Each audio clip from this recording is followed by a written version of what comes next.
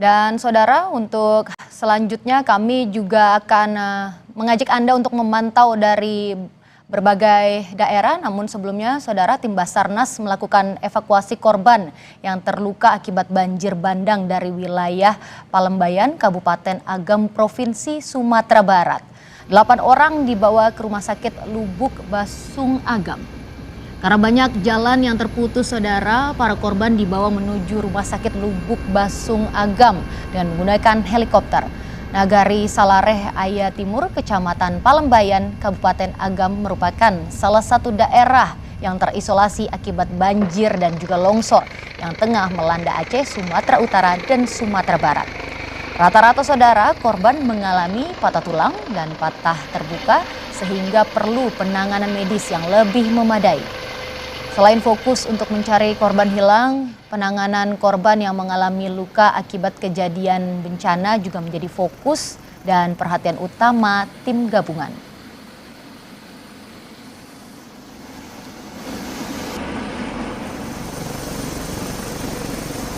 Ternyata jauh dari apa yang saya perkirakan. Kita sampai di sana ternyata cukup banyak, sehingga keputusan kita korban yang kita angkut karena kondisinya luka terbuka rata-rata akibat luka pada saat terjadinya bencana waktu itu. Jadi rata-rata luka itu sudah luka patah dan terbuka yang sudah hampir 6 hari. Itu kondisi yang terjadi. Sehingga kita terbangkan dari sana, kita tidak bisa mengangkut semuanya. Akhirnya kita menerbangkan pertama 3 personil atau 3 warga yang dalam kondisi tidak berdaya, dan kita turunkan di Kabupaten Agam. Dan saudara, selanjutnya kita akan mengajak Anda untuk memantau langsung dari Padang, Sumatera Barat. Ada jurnalis Kompas TV, Rio Yohanes. Rio, silakan dengan laporan Anda bagaimana tentang update terkini di sana. Ya, Tata dan juga saudara, hingga sore ini data terus bergerak dari data resmi yang dirilis oleh BPBD Provinsi Sumatera Barat melalui website resminya. Itu hingga pukul 3:15 ini, itu jumlah korban yang meninggal dunia sudah mencapai 129 orang, dan di mana 118 orang diantaranya masih dinyatakan hilang.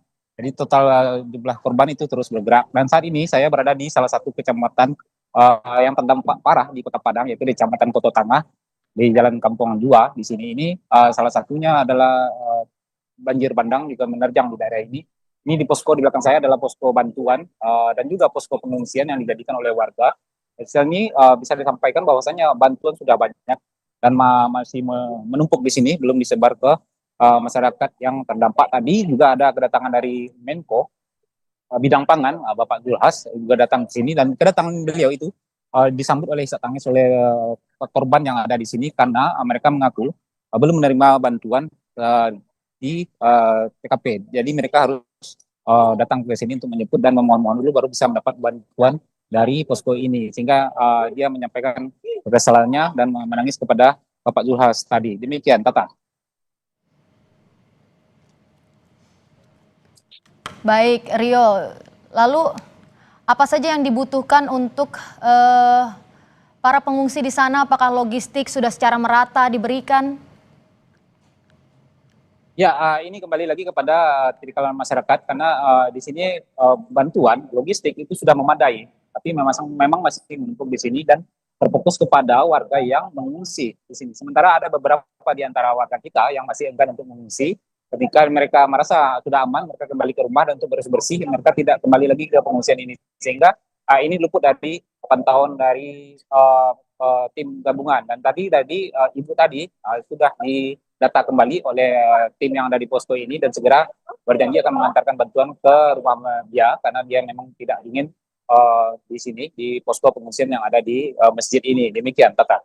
Kalau untuk kendalanya sendiri di sana, apa saja kesulitan-kesulitan ketika menyalurkan distribusi logistik bantuan di sana, Rio? Ya, untuk di Kota Padang sejauh ini penyaluran berjalan lancar karena tidak ada akses yang terputus di sini, kecuali untuk di daerah Kecamatan Koto Pau itu ada 1-2 titik pemukiman yang diperkirakan berjumlah kakak lebih kurang 50 kakak. di daerah Batu Busuk namanya, itu memang terisolasi.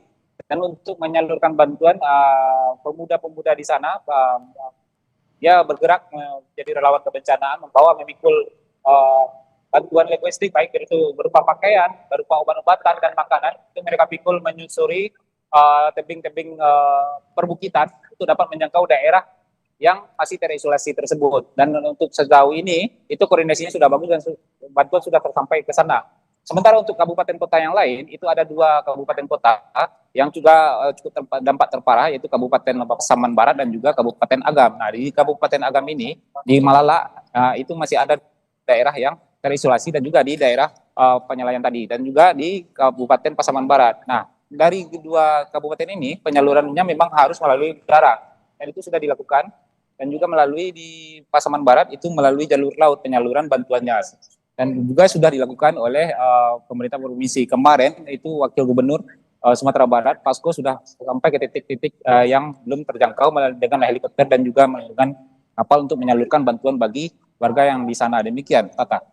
Baik, Rio Johannes melaporkan langsung dari Padang, Sumatera Barat. Terima kasih, selamat bertugas kembali, tetap berhati-hati.